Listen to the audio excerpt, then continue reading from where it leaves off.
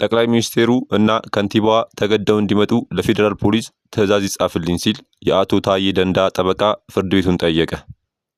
ዝርዝር መረጃውን ትሰማላችሁ። የትግራይ ጊዜያዊ አስተዳደር ፕሬዝዳንት ጀነራል ታደሰ ወረደ በትግራይ ድጋሚ ጦርነት የሚነሳበት ምክንያት እንደሌለ ተናግረዋል።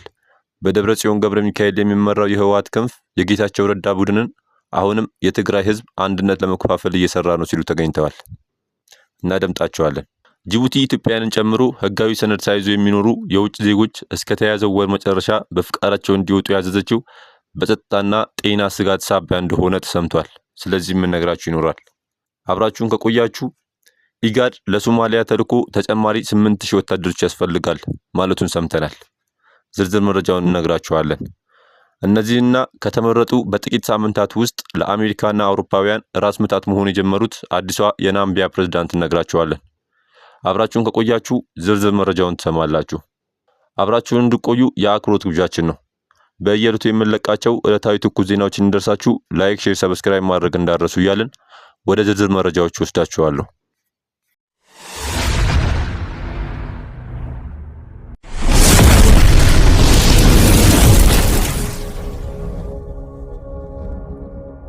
ጠቅላይ ሚኒስቴሩና ከንቲባዋ ተገደው እንዲመጡ ለፌዴራል ፖሊስ ትዕዛዝ ይጻፍልኝ ሲል የአቶ ታዬ ደንደዓ ጠበቃ ፍርድ ቤቱን ጠየቀ። በትላንትናው ዕለት ፍርድ ቤት ቀርበው የነበሩት አቶ ታዬ ደንደዓ ለምስክርነት የጠሯቸው ጠቅላይ ሚኒስትር አብይ አህመድና ከንቲባ አዳነች አቤቤ ፍርድ ቤት ሳይገኙ ቀርተዋል። የፍርድ ቤቱ ፖስተኛ መጥሪያውን ይዞ ሲሄድ ጥበቃዎች መጥሪያ መሆኑን ካረጋገጡ በኋላ ወደ ጽህፈት ቤታቸው እንዳይገባ ተደርጎ መመለሱ የታወቀ ሲሆን የአቶ ታዬ ጠበቃ ተራ ፖስተኛ አድርጋችሁ ለምን ተመለሰ ትላላችሁ?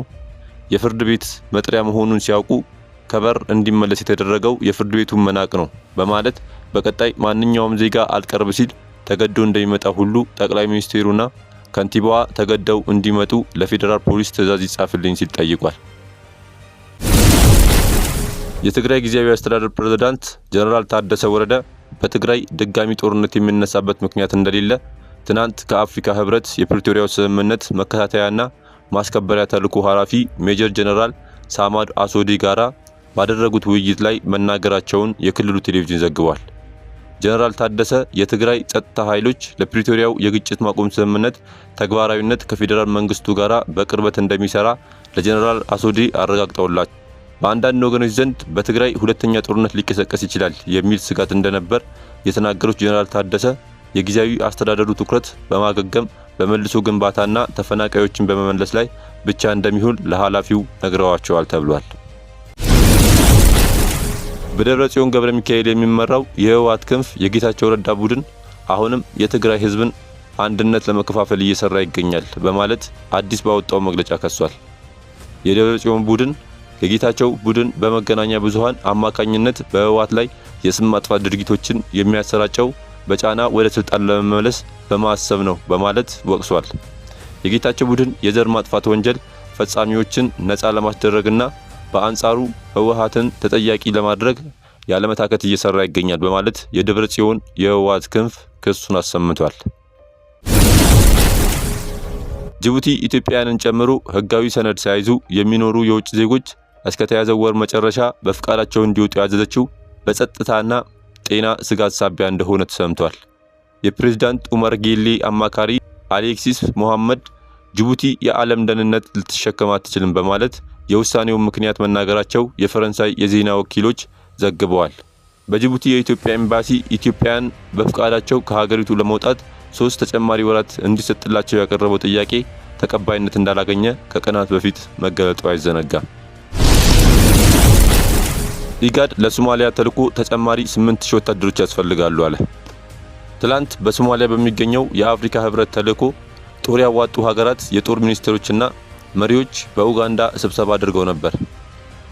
ኢጋድ ለሶማሊያ የመረጋጋት ተልዕኮ በአፋጣኝ ተጨማሪ 8000 ወታደሮች እንደሚያስፈልጉ እና አስቸኳይ የዓለም አቀፍ እርዳታ እንደሚያስፈልግ ገልጿል። የኢጋድ ዋና ጸሐፊ ወርቅነህ ገበየሁ የሶማሊያ ደህንነት ወሳኝ የሚባል መስቀለኛ መንገድ ላይ ነው ብለዋል። አዩሶም የ96 ሚሊዮን ዶላር የድጋፍ እጥረት ያጋጠመው ሲሆን 75 በመቶ የሚሆነውን ፍላጎቱን ብቻ እያገኘ ስለመሆኑ ተዘግቧል።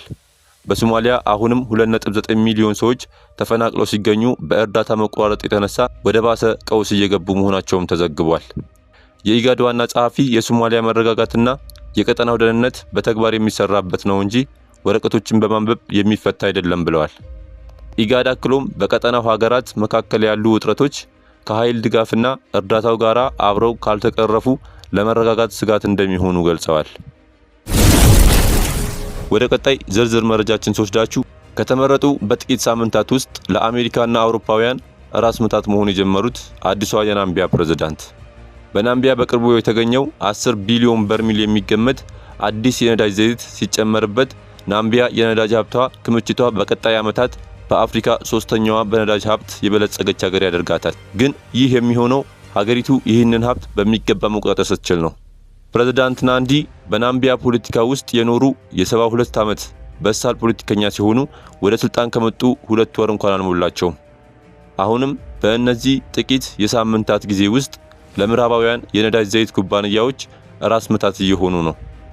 አዲሷ ፕሬዝዳንት ሰሞኑን ካቢኔያቸውን ሰብስበው ሀገራችን ናምቢያ ባላት የነዳጅ ዘይት ሀብት የሚጠበቀውን ያህል ተጠቃሚ ያልሆነችው ለምን ይመስላችኋል ብለው ጠይቀው ነበር።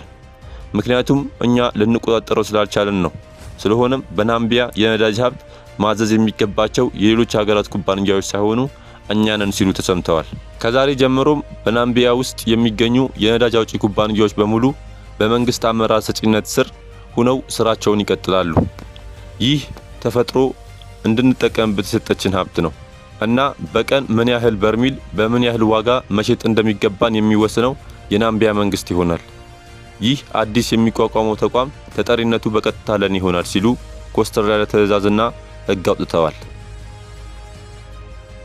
ተመልካቾቻችን ለዛሬ ያዝላችሁን ርዕሰ ጉዳዮች እዚህ ላይ ቋጨን። ላይክ፣ ሼር እና ኮሜንት በማድረግ ለቻናላችን ድጋፋችሁን መግለጽ እንዳዘነጉ እያልን ከሌሎች መረጃዎች ጋር ደግመን እስክንገናኝ ቸር ያሰማን ስንል ተሰናበትን።